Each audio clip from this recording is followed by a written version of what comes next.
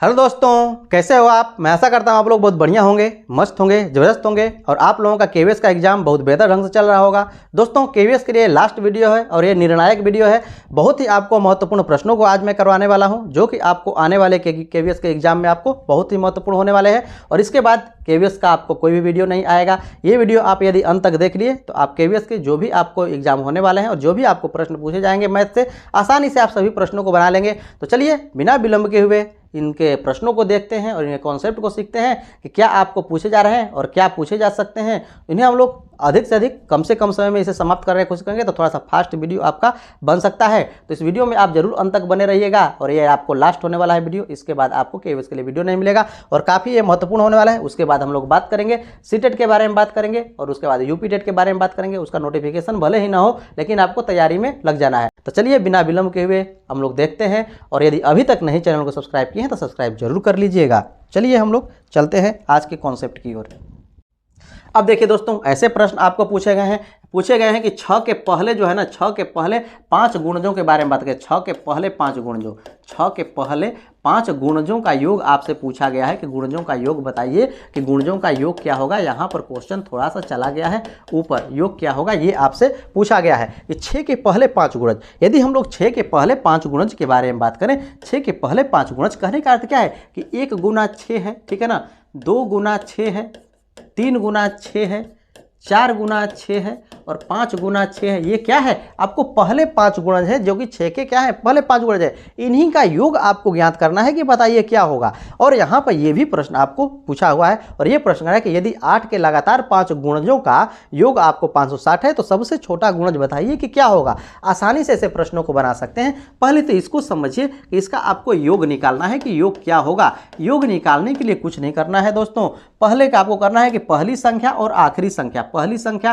क्या हो जाएगी 6, आखिरी संख्या 30 हो जाएगी। उसमें क्या करना है कि हमेशा 2 से भाग देना है और गुणा कराना है। किसी भी सीरीज का योग निकालना हो, वही कॉन्सेप्ट ये यूज करना है जबकि लगातार सीरीज हो। तो यहाँ पर योग पहली संख्या आखिरी संख्या बटा के 2। उसके बाद आपको क्या करना है कि नंबर ऑफ टर्म्स जितनी पदों की संख्या हो उसमें उससे गुणा करा देना है। कितनी पदों की संख्या, 1 2 3 4 5 पदों की संख्या है, 5 से गुणा करा दीजिए, जो वैल्यू आएगा वही उसका सही आंसर हो जाएगा। यहाँ पर ध्यान दीजिए, इसे कहिएगा तो 36 हो जाएगा, 36 में 2 से भाग दीजिएगा, 18 होने वाला है और 18 में 5 से गुणा करा दीजिएगा, ये आपका 90 होने वाला है। अर्थात यहाँ पर आपसे पूछ रहा है कि 6 के पहले 5 गुणजों का योग कितना होगा, 90 होगा। तो ऐसे प्रश्नों को आप आसानी से बना सकते हैं। अब यहीं पर बात किया जाए इसके बारे में, तो यदि 8 के लगातार 5 गुणजों का योग आपको दिया हुआ है कि 560 है, तो यहाँ पर इसके औसत के बारे में बात करें, एवरेज के बारे में बात करें, तो एवरेज आप जानते हैं ना, औसत क्या होता है, संख्याओं का योग बटा के उनकी संख्या। तो यहाँ पर योग कितना है, 560 है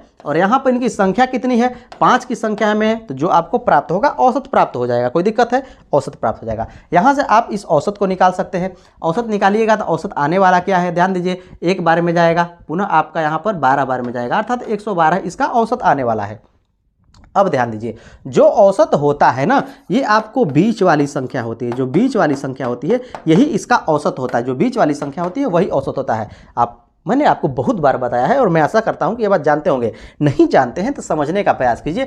यदि 1 है, 2 है, 3 है, 4 है, 5 है, ये सभी लगातार संख्या है और यानी कि हम लोग एवरेज के बारे में बात करें, औसत के बारे में बात करते हैं। औसत क्या होगा, संख्याओं का योग बटा के उनकी संख्या। इन संख्याओं का योग कीजिएगा तो क्या हो जाएगा, 15, और इस संख्याएं कितनी है, आपको 5 है तो 5 से भाग दीजिए, एवरेज के लिए भाग दीजिएगा, आएगा 3। क्या आ रहा है, आपको 3 आ रहा है, तो इसके बीच में क्या है, 3 ही न है, अर्थात बीच वाली संख्या निकालने के लिए उसका औसत निकाल दीजिए, वही बीच वाली संख्या होती है। अब आपको यहाँ पर पूछ रहा है कि सबसे छोटा गुणज, तो इधर क्या होगा, इधर आपको बड़ा गुणज लिखेंगे, इधर आपको छोटा गुणज लिखेंगे। यहाँ पर कह रहा है कि 8 के लगातार 5 गुणज, ये 8 के गुणज होने चाहिए। तो जब 112 है तो अगला जो पद होगा क्या होगा, वो आपको 120 होगा जो कि 8 का गुणज होगा। उसके बाद क्या होगा, 128 होगा जो कि 8 का गुणज होगा। लेकिन बड़ा सबसे नहीं पूछ रहा है, सबसे बड़ा पूछता तो 128 होता, लेकिन यहाँ पर आपसे पूछ रहा है कि सबसे छोटा क्या होगा। तो सबसे छोटा 8 कम करते आइए, 112 में से 8 को घटाइएगा, कितना आने वाला है,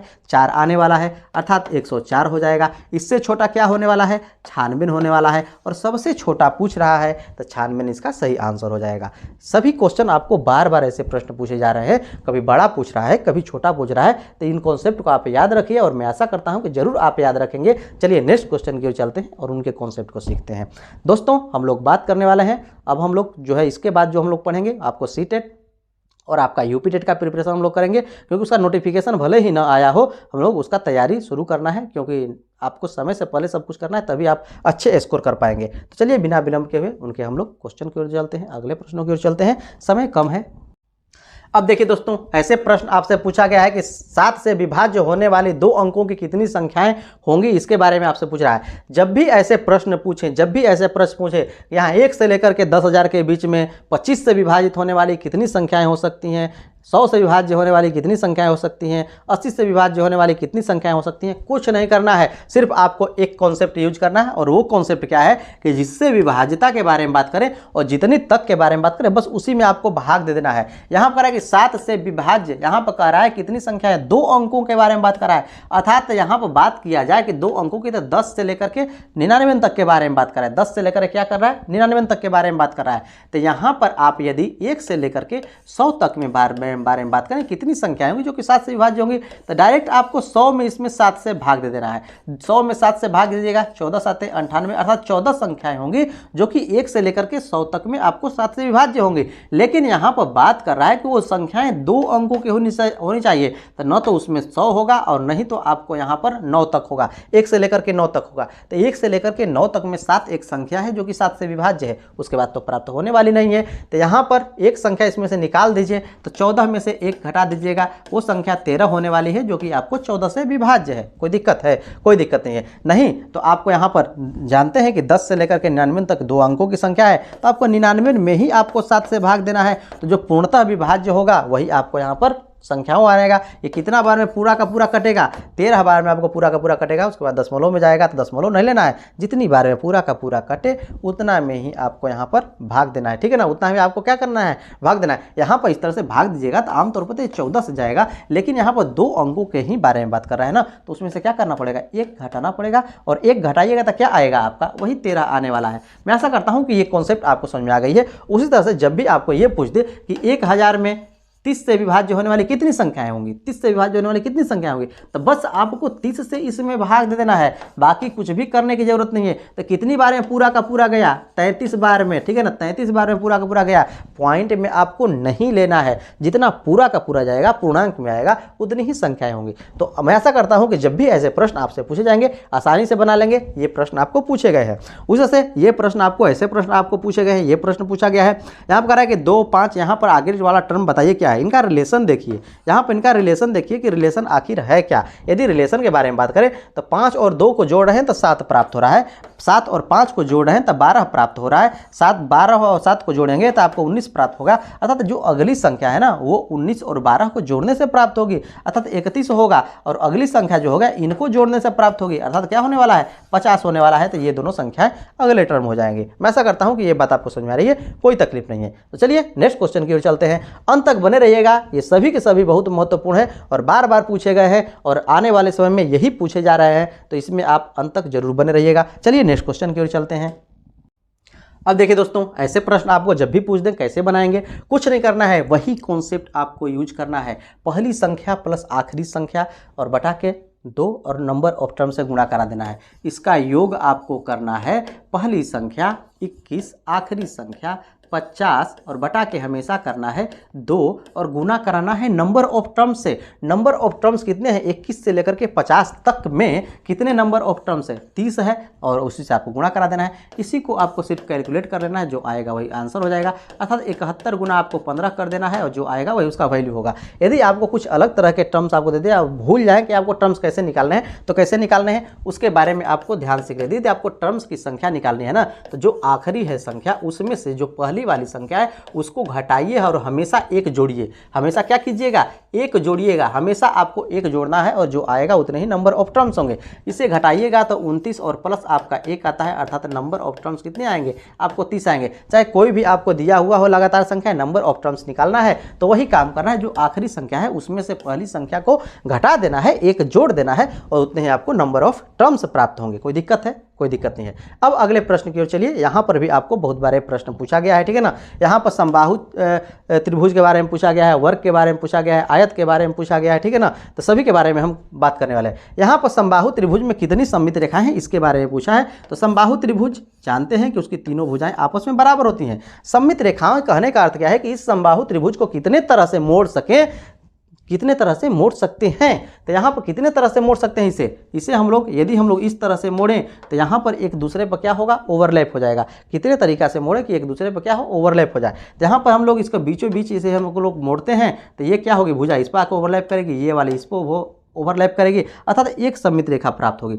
उसी तरह से इस पे भी हम लोग मोड़े, अर्थात इस तरह से मोड़े तो भी आपको एक सममित रेखा प्राप्त होगी और इस तरह से मोड़े तो भी आपको एक सममित रेखा। अर्थात समबाहु त्रिभुज में कितने सममित रेखाएं प्राप्त हो रही हैं, 3 प्राप्त हो रही हैं। कोई दिक्कत है? यदि यहीं पर समद्विबाहु के बारे में बात करता तो उसकी 2 भुजाएं आपस में बराबर होती हैं, इसमें एक सममित रेखा प्राप्त होगा। इसको सिर्फ इसी तरह से मोड़ा जाता है, ये भुजा इस पर आकर ओवरलैप करेगी क्योंकि दोनों क्या हैं, बराबर हैं, और यहाँ बीचों बीच मुड़ेंगे तो ये बराबर होगा, तो इसमें एक सममित रेखा प्राप्त होगा।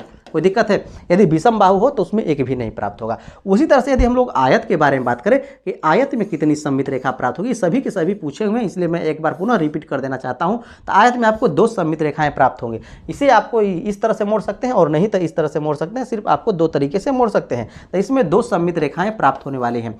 उसी तरह से यदि हम लोग वर्ग के बारे में बात करें तो वर्ग की चारों भुजाएं क्या होती हैं, आपस में बराबर होती हैं। चारों भुजाएं आपस में बराबर होती है और 90 डिग्री पर होती हैं। तो इसमें कितनी सममित रेखाएं प्राप्त होगी, इस तरह से हम लोग मोड़ेंगे तो एक सममित रेखा, इस तरह से मोड़ेंगे 2 सममित रेखा। इसको हम लोग डायगोनली भी मोड़ सकते हैं, तो ये वाला कोण आकर के इस पर आपको ओवरलैप करेगा, ये भुजा इस पर आपको ओवरलैप पूरा का पूरा कर जाएगी।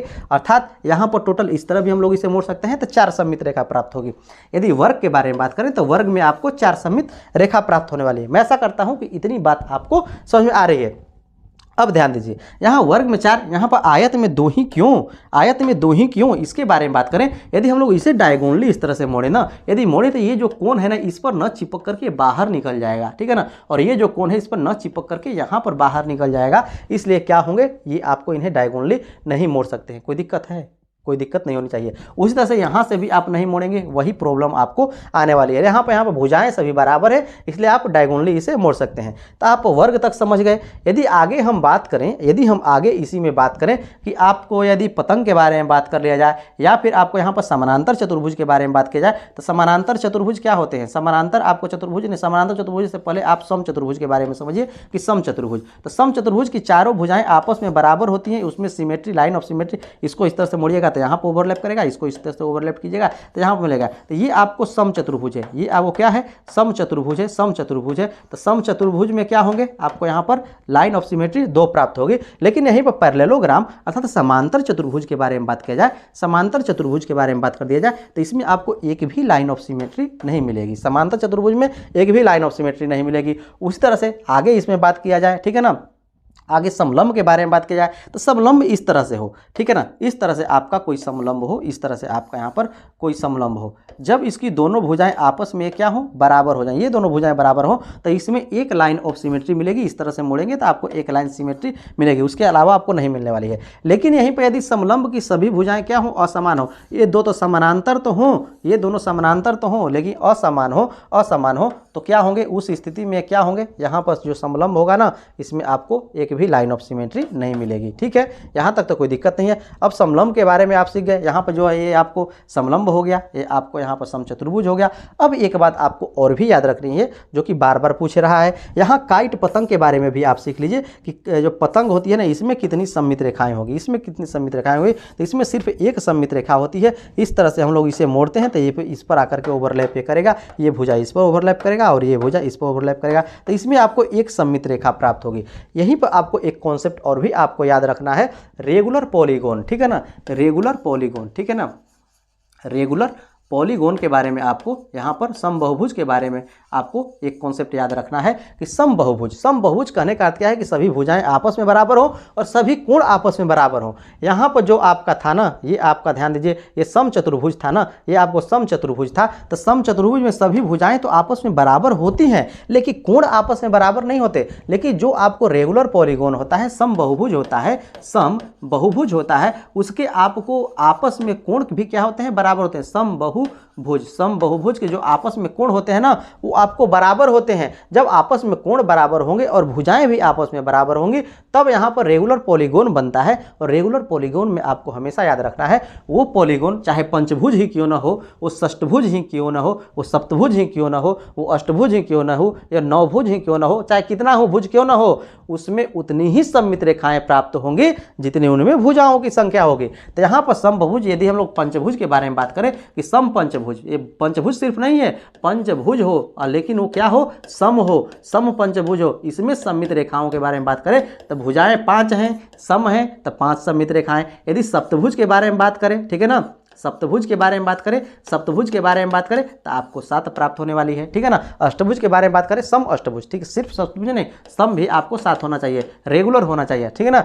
रेगुलर ऑक्टागोन होना चाहिए, रेगुलर पेंटागोन होना चाहिए, रेगुलर हेक्सागोन होना चाहिए, ठीक है ना। मैं आशा करता हूं कि इतनी बात आपको समझ में आ रही है। तो उनमें जितनी रेगुलर के बारे में बात करें, जितनी भुजाएं होंगी, उतने ही उसमें लाइन ऑफ सिमेट्री आपको मिलने वाली है। तो इतनी कॉन्सेप्ट आपको याद हो गई तो आप आसानी से कोई भी आपको सममित रेखाओं से संबंधित प्रश्न होगा, आसानी से आप बना लेंगे। चलिए नेक्स्ट क्वेश्चन की ओर चलते हैं और उनके कॉन्सेप्ट को सीखते हैं। यहाँ पर हर शिफ्ट में आपको एक न एक क्वेश्चन आपको पूछ ही रहा है, तो इसे आपको जरूर जानना है।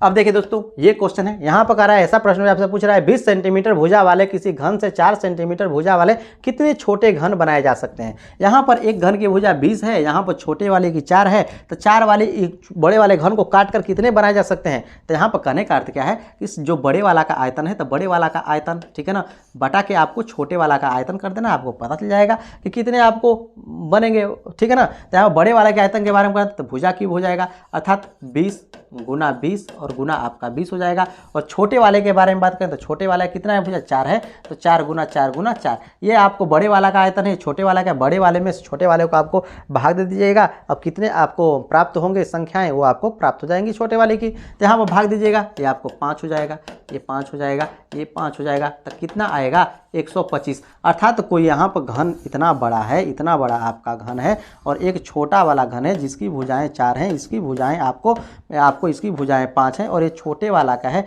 जिसकी भुजाएं आपको 4 हैं। इसमें पूछ रहा है कि आपको कितने घन बनेंगे इस भुजा के, जबकि इसकी भुजा 20 है, लंबाई चौड़ाई ऊंचाई 20 है, तो यहाँ पर 20 है, तो इसमें 4 है, 4 को क्या कर दीजिए, भाग दे दीजिएगा, उतने ही आपको, अर्थात इसमें कितने टुकड़े होंगे, इसको काटिएगा तो आपको 125 टुकड़े होने वाले हैं, इतने साइज के, जबकि ये बड़ा वाला साइज है। मैं ऐसा करता हूँ कि ये कॉन्सेप्ट आपको समझ में आ गई।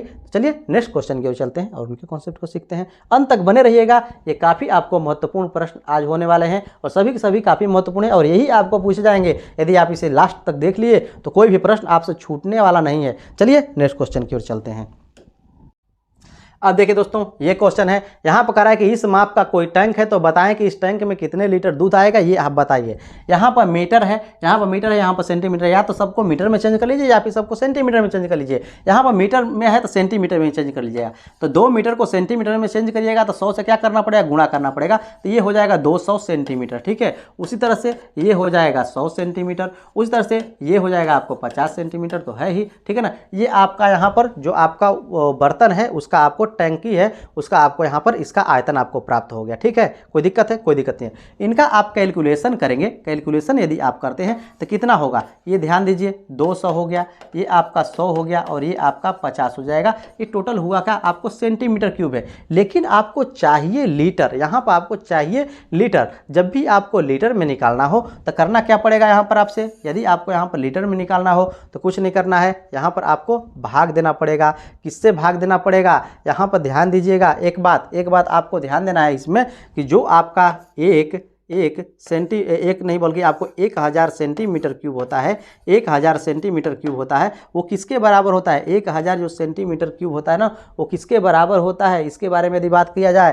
तो ये आपको 1 लीटर के बराबर होता है। अर्थात कहने का अर्थ यहाँ पर समझिए, कहने का अर्थ यहाँ पर समझिए कि यदि 1 लीटर यहाँ पर कोई वस्तु है या फिर पानी है या फिर कुछ भी है तो कितना जगह लेगी, कितना जगह लेगी, अर्थात उसके कितने टैंक का आवश्यकता होगा? तो वो टैंक होगा 10 सेंटीमीटर लंबा, 10 सेंटीमीटर चौड़ा और 10 सेंटीमीटर ऊंचा आपको वो टैंक होने वाला है। कोई दिक्कत है? यहाँ तक तो आपको कोई दिक्कत होनी नहीं चाहिए। 10 सेंटीमीटर का यदि कोई टैंक है तो उसमें 1 लीटर आपको दूध आएगा, पानी आएगा, कुछ भी आएगा। उसी तरह से यदि हम लोग बात करें यहाँ पर इतने लीटर के हो गए ना, यदि हम लोग बात करें यहाँ पर मीटर, ठीक है ना, यहाँ पर यदि हम लोग बात करें कि मीटर, तो मीटर यदि बात किया जाए कि यदि 1 मीटर लंबा हो जाए कोई टंकी, 1 मीटर चौड़ा ही हो जाए टंकी और 1 मीटर आपको ऊंचा ही हो जाए टंकी, 1 मीटर क्या हो जाए? ऊंचा हो जाए टंकी, तो इसमें आपको कितने दूध और पानी आएंगे उसके बारे में यदि बात की जाए तो वो आपको 1000 लीटर आते हैं। कितने आते हैं आपको?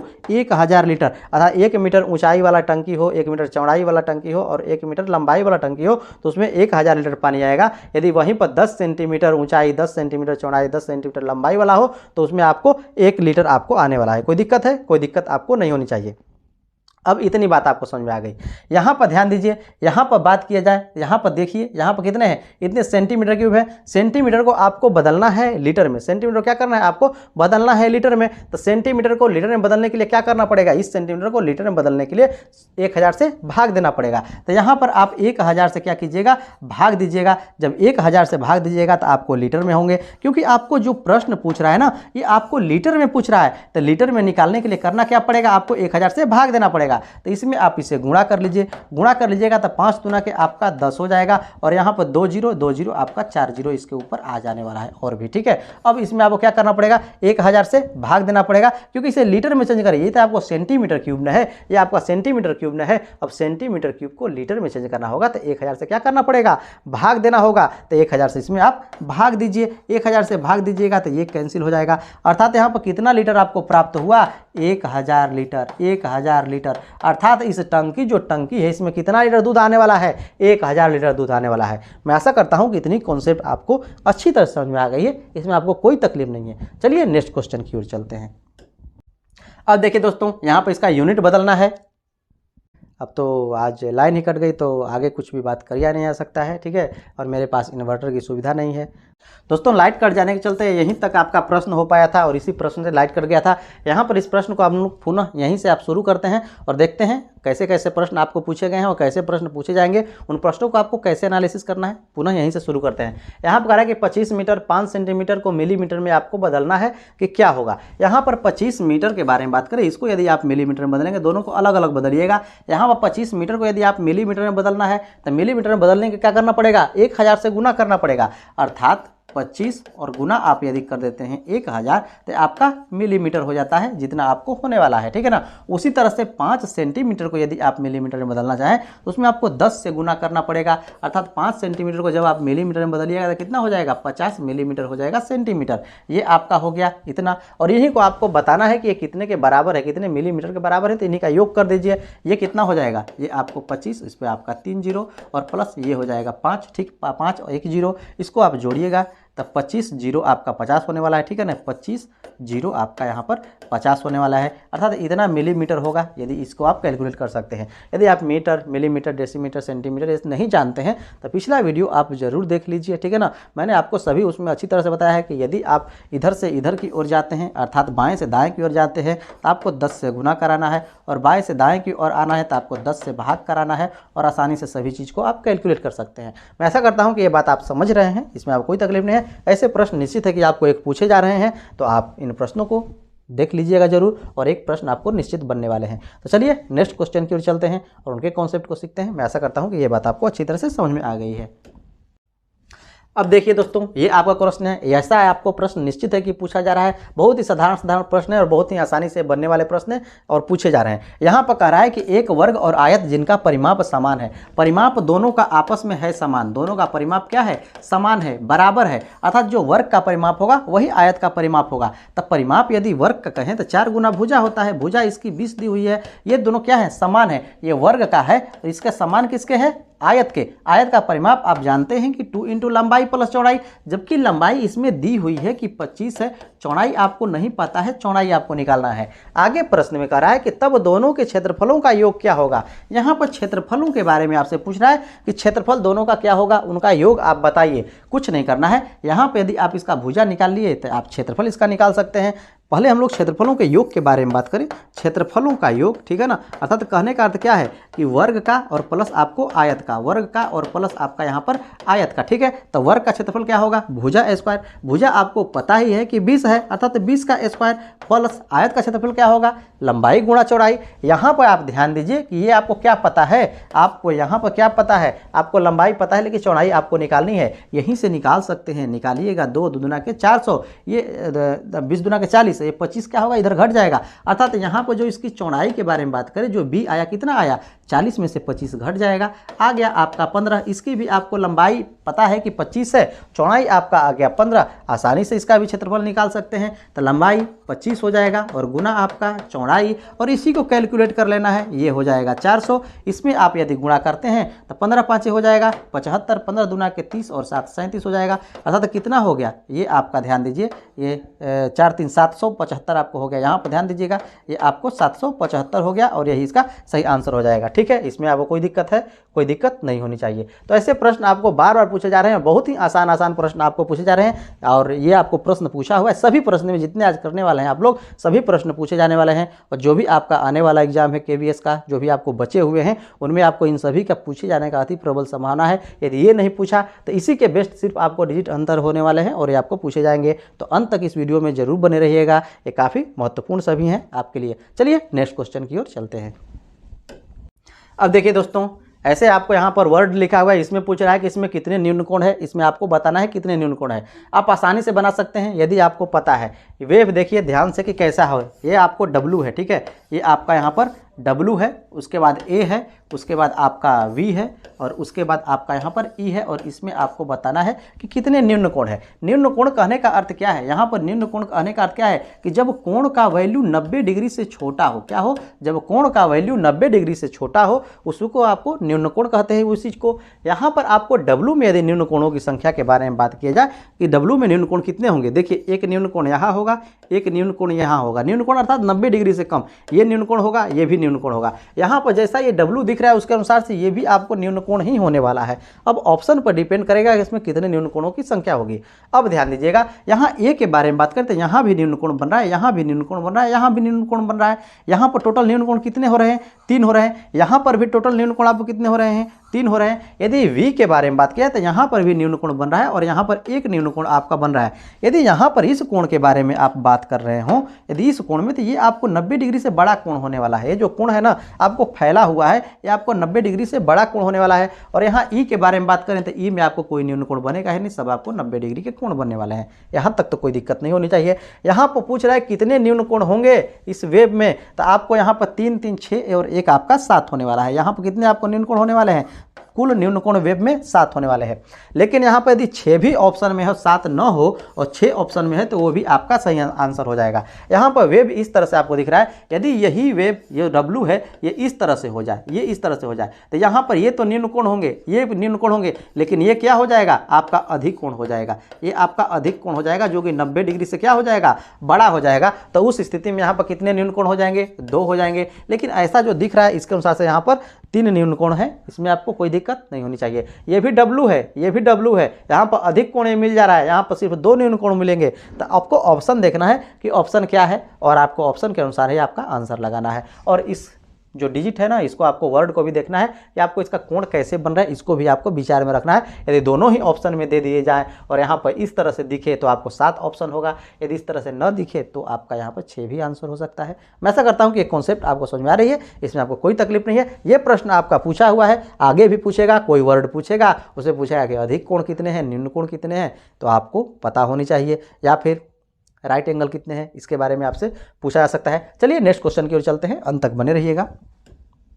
अब देखिए दोस्तों, ये आपका क्वेश्चन है। ऐसा प्रश्न आपको पूछा जा रहा है कि 40 पैकेट और 12 पेन की कीमत आपको 1680 रुपये दिया है, तब आपको निकालना है कि 3 पैकेट और 9 पेन की कीमत क्या होगी, ये आप बताइए। यहाँ पर 40 डिब्बे 12 पैकेट, यहाँ पर 40 पैकेट के बारे में बात कर रहा है कि 40 पैकेट और आपका यहाँ पर 12 पेन है। 12 क्या है आपको पेन है और इनकी कीमत है 1680 रुपये। तो आपको निकालना क्या है, निकालना है आपको 30 पैकेट, ठीक है ना। ये आपको निकालना है कि 30 पैकेट आपको हो और 9 पेन हो, 9 पेन हो। इसकी कीमत आपको बतानी है कि क्या होगी, इसकी कीमत आपको बतानी है कि आखिर होगी क्या। आप आसानी से निकाल सकते हैं। कैसे निकालिएगा, ध्यान दीजिए यहाँ पर इसके संबंध के बारे में आप देखिए कि 40 और 30 में क्या संबंध है। 40 और 30 में क्या संबंध है, 40 का कितने गुना 30 है इसके बारे में आपको बात करना है। तो 40 का कितने गुना 30 है, यहाँ 40 का कितने गुना 30 है, तो 3/4 गुना आपका 30 है। 3/4 गुना 30 है। इसमें 40 में 3/4 से यदि आप गुणा करते हैं आपको 30 प्राप्त हो जाएगा। ध्यान दीजिएगा, यदि आप 40 में 3/4 से गुना करते हैं तो आपको कितना प्राप्त होने वाला है, आपका 30 प्राप्त होने वाला है। कोई दिक्कत है, अर्थात ये कितना गुना है, 3/4 गुना है। उसी तरह से यहाँ 12 पेन और 9 पेन को भी देखना है ये 3/4 गुना है या नहीं है। तो यहाँ 3/4 गुना, 3/4 गुना, तो इसमें गुना आप कीजिएगा 4 3 12 तितरी के 9 अर्थात 9 पेन। तो यहाँ वाली जो राशि है ये भी क्या होगी, 3/4 गुना ही होगी और आसानी से आप कैलकुलेट कर सकते हैं। अर्थात 1680 का आपको 3/4 गुना निकालना है।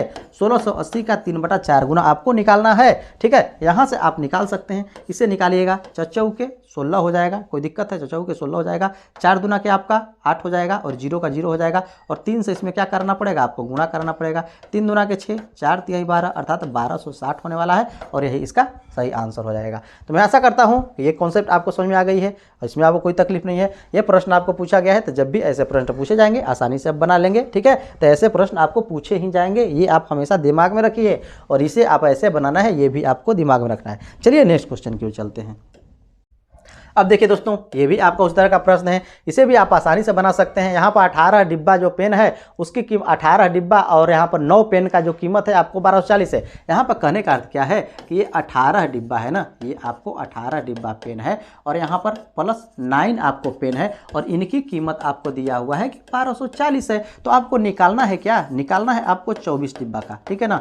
आपको 24 डिब्बा और 12 पेन की कीमत आपको पता करनी है कि आखिर होगी क्या। आसानी से निकाल सकते हैं। वही कॉन्सेप्ट आपको इसमें भी यूज करना है, वही कॉन्सेप्ट आपको यूज करना है। क्या यूज करना है, यहाँ देखना है कि कितना गुना है। जो 18 है ये 24 का कितना गुना है, ठीक है ना। तो यहाँ पर बात करें तो कितना गुना है, यहाँ पर 4 और बटा के आपको 3 करते हैं। इस 18 में 4 गुना 3 कीजिएगा तो 3 छक्के 18, 6 चौके 24 आपको प्राप्त हो रहा है। अर्थात ये 9 भी क्या होगा, इसका इसके गुना होना चाहिए। अर्थात 4 बटा के 3 गुना कीजिए, तितरी के 9, 3 चौके 12 बात आ रही है। तो जो यहाँ वाली राशि है ना वो भी कितनी होगी, 4 बटा के 3 गुना होगी। अर्थात 1240 का 4 बटा के 3 गुना, ठीक है। अब इसको आप कैलकुलेट कर लीजिए, कैलकुलेट कीजिएगा। 3 चौके 12 हो जाएगा, यहाँ पर ध्यान दीजिए, 3 चौके 12 हो जाएगा, 3 का 3 हो जाएगा। यहाँ पर आप उसको कैलकुलेट इस तरह से नहीं करना है, पहले आप गुणा करा लीजिए क्योंकि कटने वाला नहीं है। गुणा कराइएगा, 0 हो जाएगा, चौके 16 हो जाएगा, 4 दूना के 8 1 9 हो जाएगा और 4 हो जाएगा। अब इसमें आपको 3 से भाग देना है। अब आपको इसमें 3 से भाग देना है, 3 से भाग दीजिए, 3 से भाग दिए, 3 का 3 हो जाएगा। यहाँ पर 3 छक्के 18 हो जाएगा, 3 पाँचे 15 हो जाएगा और तितरी के 9 हो जाएगा। अर्थात इतना पूर्णांक 1 बटा के 3 आपको आने वाला है। मैं आशा करता हूँ कि ये कॉन्सेप्ट आपको अच्छी तरह समझ में आ गई है, इसमें आपको कोई तकलीफ नहीं है। तो जब भी ऐसे प्रश्न आपसे पूछे जाएंगे आसानी से आप बना सकते हैं, इसमें आपको कोई तकलीफ नहीं है। तो आपको ऐसे ही बनाना है। चलिए नेक्स्ट क्वेश्चन की ओर चलते हैं। थोड़ा सा लाइट फ्लैक्चुएट हो रहा है, थोड़ा सा धुंधला टाइप का दिख रहा होगा, तो कोई बात नहीं है। चलिए नेक्स्ट क्वेश्चन की ओर चलते हैं। इस वीडियो में अंत तक बने रहिएगा, ये सभी के सभी काफ़ी महत्वपूर्ण है। इसके बाद हम लोग पढ़ने वाले हैं यूपी टेट और सीटेट के बारे में। जितने भी आपको कॉन्सेप्ट हैं उनको आप सीखें, क्योंकि आपका उनका एग्जाम हो या ना हो, आपको नोटिफिकेशन आए या ना आए, आपको शुरू से ही उसकी प्रिपरेशन करनी जरूरी है, क्योंकि अच्छे मार्क्स यदि लाना है तो करना ही पड़ेगा। अब देखिए दोस्तों, ऐसा प्रश्न भी आपसे पूछ रहा है, ऐसे ऐसे प्रश्न आप आसानी से बना सकते हैं। मैं थोड़ा सा फास्ट बोल रहा हूँ, फास्ट पढ़ा हूँ, इसका कारण है कि समय कम है और अधिक से अधिक चीज़ मैं आपको सिखाना चाहता हूँ कम से कम समय में, इसके कारण। लेकिन ऐसी बात नहीं है कि आपको समझ में ना आ रहा हो, क्योंकि एक ही बात को मैं बहुत बार रिपीट करता हूँ कि आपको आसानी समझ में आ जाए, और बहुत ज़्यादा बोलता हूँ इसी कारण यही है, ठीक है ना, और कोई दूसरा कारण नहीं है। यहाँ पर है कि यदि कोई व्यक्ति पहले 2 किलोमीटर का किराया 40 रुपये देता है, इसके बाद 16 किलोमीटर के हिसाब से यहाँ पर कह रहा है कि 16 किलोमीटर, यहाँ 16 रुपये पर किलोमीटर के हिसाब से देता है, तो उसे 27 किलोमीटर दूरी तय करनी है, तो कितना रुपया यहाँ पर उसको किराया लगेगा, इसके बारे में आपसे पूछ रहा है। यहाँ पर पहले 2 किलोमीटर जाना, टोटल कितना है 27 किलोमीटर, पहले 2 किलोमीटर का किराया आपको यहाँ पर 40 रुपये लग रहा है। पहले 2 किलोमीटर का किराया 40 रुपये। अब बचा कितना, टोटल 27 किलोमीटर जाना है, बचा आपके पास 25 किलोमीटर। अब 25 किलोमीटर जाने का प्रत्येक किलोमीटर का आपको 16 रुपया ले रहा है। कितना ले रहा है, 16 रुपया ले रहा है। अब टोटल आपको पूछ रहा है कितना होगा, अर्थात यहाँ पर 40 कर लेना है, ठीक है, 40 और प्लस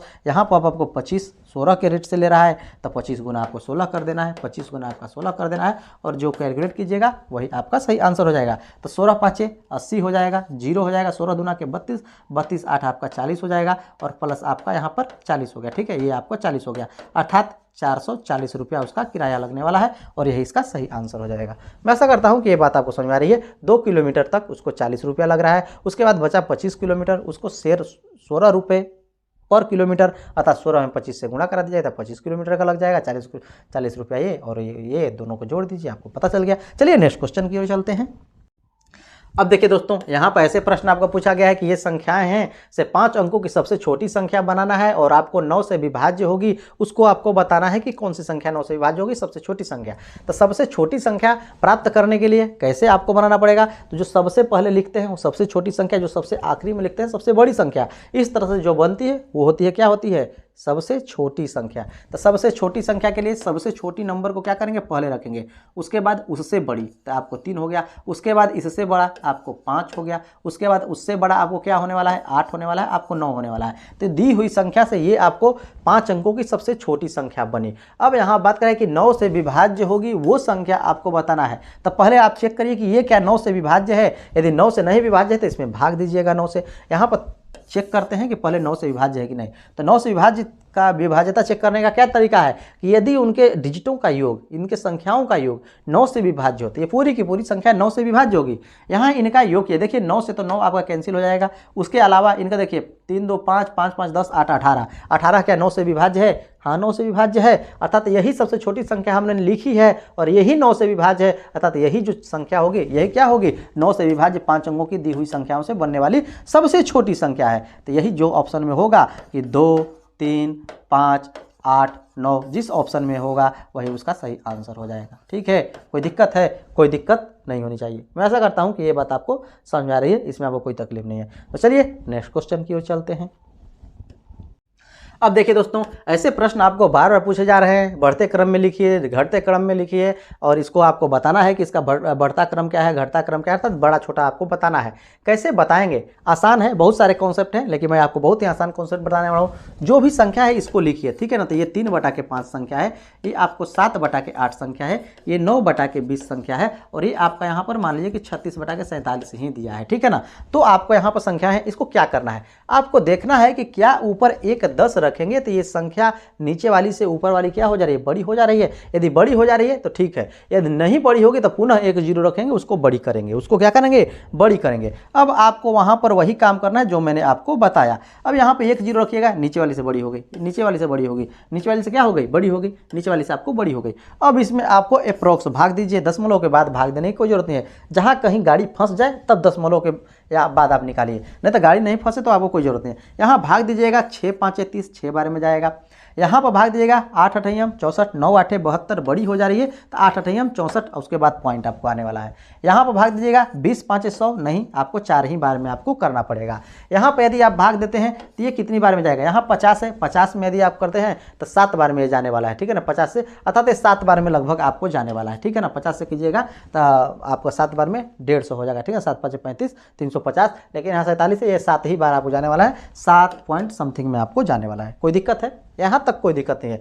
अब ध्यान दीजिए, यहाँ पर आपको कौन सबसे बड़ा दिख रहा है, यहाँ पर बताना है कि सब बढ़ते क्रम में, बढ़ते क्रम में क्या होगा, छोटा इधर होगा और बड़ा सबसे आगे हो जाएगा। जो छोटा होगा ना सबसे पहले लिखा जाएगा छोटा वाले को, और जो बड़ा को है सबसे बाद में। इसमें छोटा क्या प्राप्त हो रहा है, 9/20, तो 9/20 सबसे पहले हो जाएगा। उसके बाद छोटा क्या है, 3/5, उसके बाद 3/5 का नंबर आएगा। इसके बाद कौन है, तो 36/47, इसके बाद 36/47 का नंबर आने वाला है। इसके बाद छोटा क्या है, 7/8, और ये सबसे बड़ा हो जाएगा, और ये 7/8 सबसे लास्ट में आने वाला है। मैं ऐसा करता हूं कि ये कॉन्सेप्ट आपको समझ में आ गया है। जब भी ऐसे प्रश्न मिले आप आसानी से इस तरह से बना सकते हैं, इसमें आपको कोई तकलीफ नहीं होनी चाहिए। चलिए नेक्स्ट क्वेश्चन की ओर चलते हैं, और मैं ऐसा करता हूं कि ये बात आपको अच्छी तरह से समझ में आ ही गई है।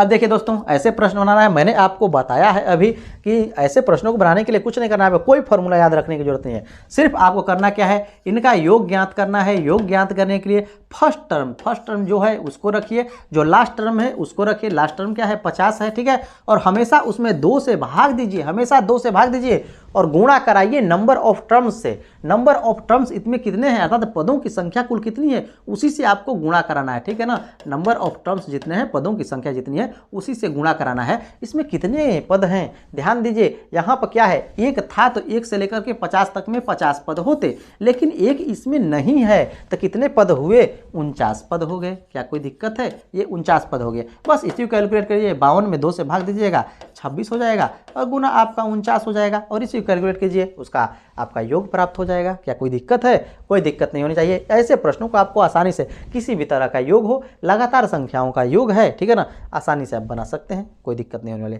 चलिए नेक्स्ट क्वेश्चन की ओर चलते हैं। अब देखिए दोस्तों, ऐसे प्रश्न भी आपसे पूछे जा रहे हैं, गाड़ी संबंधित प्रश्न, ठीक है ना, और यहाँ पर उसके समय संबंधित प्रश्न कि इतने बजे चली, इतने बजे पहुंची, तो कितना समय लगा, उसके बारे में आपसे प्रश्न बार बार पूछे जा रहे हैं। ऐसे प्रश्नों को आप कैसे बनाएंगे, यहाँ पर मान लीजिए कि ये 11:10 पर आपको प्रश्न पूछा हुआ है, ठीक है ना। 11:10 बजे कोई आपको गाड़ी, फ्लाइट जो भी है चलती है, दिल्ली पहुँचती है 2:20, तो चेन्नई दिल्ली से चलती है और यहाँ पर चेन्नई पहुँचती है, तो कुल यात्रा में कितना समय लगा, ये आपसे पूछ रहा है। आसानी से आप बना सकते हैं। यहाँ 11:10 पर चली शाम में, माने रात्रि में, तो 12 बजे तक चलेगी, तो कितनी मिनट चलेगी, यहाँ पर ध्यान दीजिए, ये 50 मिनट चलेगी। उसके बाद तो यहाँ पर 24 बजेगा, पुनः आपको शुरू होगा, ठीक है ना, 1 2 3 आपको गिनती शुरू होगा। तो यहाँ तक में 50 मिनट आपको टाइम लगा। यहाँ तक कितने लगा आपको, 50 मिनट में टाइम लगा, क्योंकि गाड़ी चलना शुरू की है 11:10 PM से, 11:10 PM से आपको यहाँ पर शुरू करना है, तो 12 बजे तक 50 मिनट। यहाँ पर बात कर रहा है कि 2:20 सुबह में क्या होगी, आपको वहाँ पर गाड़ी पहुँच गई जहाँ पहुँचनी थी, चेन्नई पहुँचनी थी, तो 2:20 पर आपको जब पहुँच ही गई तो कितनी घंटा चली, तो 2 घंटे 20 मिनट चली। 2 घंटे क्या हुआ, 20 मिनट चली। तो यहाँ पर पूछा गया कि कुल यात्रा में कितना समय लगेगा, टोटल टाइम आपसे पूछा गया। टोटल टाइम आप आसानी से निकाल सकते हैं। पहले था 50 मिनट, इसमें आपको जोड़ना है कितना, 2 घंटे 20 मिनट, 2 घंटे 20 मिनट, इसी को जोड़ना है, और जो आपको आएगा वही सही उसका समय हो जाएगा। यहाँ पर 50-20 जोड़िएगा, 70 मिनट। 70 मिनट करने का क्या अर्थ है, घंटा में अब चला गया। 60 मिनट का 1 घंटा होता है, तो यहाँ पर सिर्फ बचा कि आपके पास 10 मिनट और 1 घंटा इधर आकर के जुड़ जाएगा, तो 2 1 3 घंटे, अर्थात इस यात्रा में कितना समय लगने वाला है, 3 घंटे 10 मिनट। क्या कोई कन्फ्यूजन है, कोई कन्फ्यूजन नहीं होनी चाहिए। ऐसे प्रश्नों को आप आसानी से बना सकते हैं। मैं ऐसा करता हूँ कि ये बात आपको समझ में आ रही है, इसमें कोई दिक्कत नहीं है। चलिए नेक्स्ट क्वेश्चन की ओर चलते हैं। अब देखिए दोस्तों, ऐसे परसेंटेज बेस्ड क्वेश्चन भी आपसे बार बार पूछे जा रहे हैं। यहाँ पर है कि यदि किसी स्कूल में 95% बच्चे पास हुए तथा 150 बच्चे फेल हुए। यहाँ पर ध्यान दीजिए, 95% बच्चे क्या हुए, पास हो गए। तो किसी विद्यालय में यदि बात किया जाए कि कुल बच्चे कितने परसेंट हैं, कुल बच्चे कितने परसेंट होते हैं, पुनः देखिए लाइन कटा गया। छोड़िए, आज के लिए इतना ही। देखने के लिए धन्यवाद। अब हम लोग मिलते हैं यूपी टेट सीटेट के प्रिपरेशन के वीडियो में, ठीक है ना, वहीं पर अब हम लोग मिलेंगे। अब लगता है कि ये पूरा हो ही नहीं पाएगा वीडियो, क्योंकि बार बार लाइन कट जा रहा है। आज के लिए इतना ही। देखने के लिए धन्यवाद। इस तरह से इस चैनल बने रहिएगा। मिलते हैं अब लोग हम लोग सीटेट और यूपी टेट के प्रिपरेशन के लिए। देखने के लिए धन्यवाद।